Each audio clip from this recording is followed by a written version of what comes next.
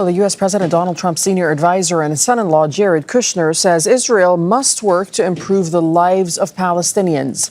Kushner says that's the only way Israel will find acceptance in the Middle East. He made those remarks in an interview with CBS's 60 Minutes. The biggest message that we've tried to convey to the Israeli leadership now is that now that the war is over, if you want to integrate Israel with the broader Middle East, you have to find a way to help the Palestinian people thrive and do better. How are you doing with that message? We're just getting started. Well, joining us here is Mohamad Elmasry, who's a professor at the Doha Institute for Graduate Studies. Thanks for your time. How significant are these comments by Kushner?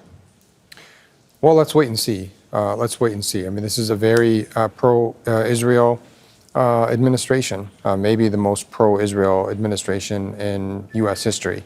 Having said that, there are some indications that Israel is doing things that are sort of rubbing the U.S. administration the wrong way, starting with that attack on Qatar about a month and a half ago.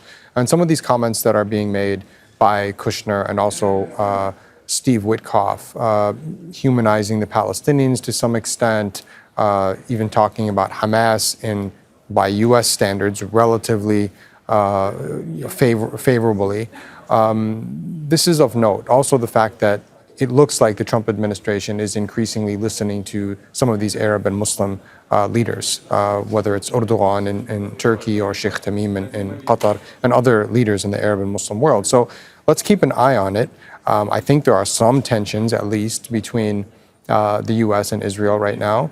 Having said that, I don't necessarily think we should expect a kind of dramatic departure, certainly not overnight. Will it continue to, at least in public, seem to want to enforce the ceasefire on Israel? It was interesting what Noor was saying from Amman, that according to some commentators in Israel, they are saying that Netanyahu is having to be dragged kicking and screaming to the second phase of the ceasefire.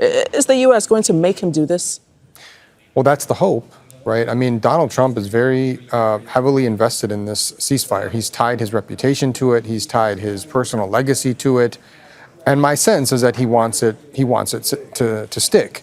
I thought it was interesting that a senior official spoke anonymously to U.S. media yesterday. This has been reported by the American Conservative magazine and also Drop Site News, that they don't believe Hamas was behind the administration. The Trump administration does not believe that Hamas was behind this attack in Rafah. They think it was an unexploded bomb that went off. So, look, there's a lot of incentive for this ceasefire to proceed, to go forth. But the Israelis are going to do everything they can to try to change conditions on the ground, make excuses, and argue that they have no choice but to attack, as they did yesterday. And there are reports that suggest that discussions are underway to establish some sort of binding mechanism when it comes to addressing any future violations of the Gaza ceasefire. It just gives you a sense of how fragile the ceasefire really remains.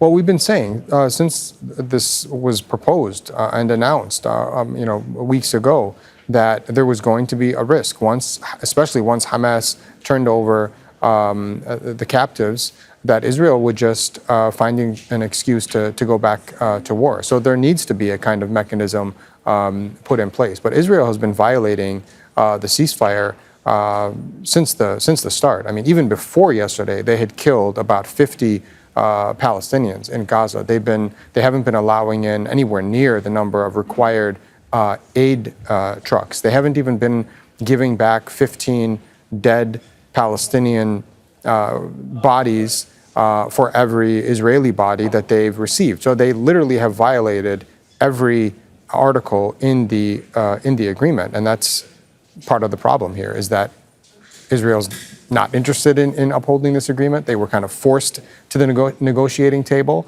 and it is going to be incumbent upon Trump on the one hand, but also I think Arab and Muslim leaders to apply pressure to the extent that they can. Okay, thank you so much, Mohamad Elmasry. Don't miss out. Get the full picture. Subscribe to Al Jazeera for reliable news and expert insights. Like, share, stay ahead.